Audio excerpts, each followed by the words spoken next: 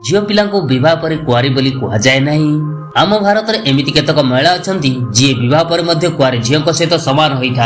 आपण मैंने जानिथिबे जे विवाह पर कौन स्त्री को कुआरी कह जाए नहीं, किंतु एमती किछि महिला अच्छा जहाँ विवाह पर कुआरी कह जाए। आज आम एमती किछि महिला विषय कहवाई जाऊँ जी विवाह पर कुआरी अटंती। तेबे आसतु जानिबा एई वीडियो रे तांकरी विषय विशेष कथा। अहल्या थरे देवराज इंद्र को नजर देवी अहल्या ऊपर पड़िला और देवराज इंद्र अहल्या ऊपर मोहित हेले। जेतेबेले गौतम ऋषि स्नान और पूजन पाई घर गले तेबे से समय पाई देवराज इंद्र गौतम ऋषि रूप धारण करी अहल्या सह संबंध बनैले, किंतु ऋषि गौतम देवी अहल्या को खराब भावी ताको श्रापित करथिले। स्वामी प्रति निष्ठा हेबारु देवी अहल्या श्राप स्वीकार करथिले। एही कारण पाई ताको कुआरी कहा जाए। मंदोदरी को बुद्धि और सुंदरता देखि रावण ताको विवाह करथिले। रावण मृत्यु पर राम कथा मानि विभीषण मंदोदरी को निजे आश्रय देइथिले। तांको पवित्रता मध्य कन्या मानक भली कहा जाए। द्रौपदी जीवन सारा द्रौपदी पांच पांडव को सब परिस्थिति साहाय्य कल और तांको सहित ठिया होई रहिले।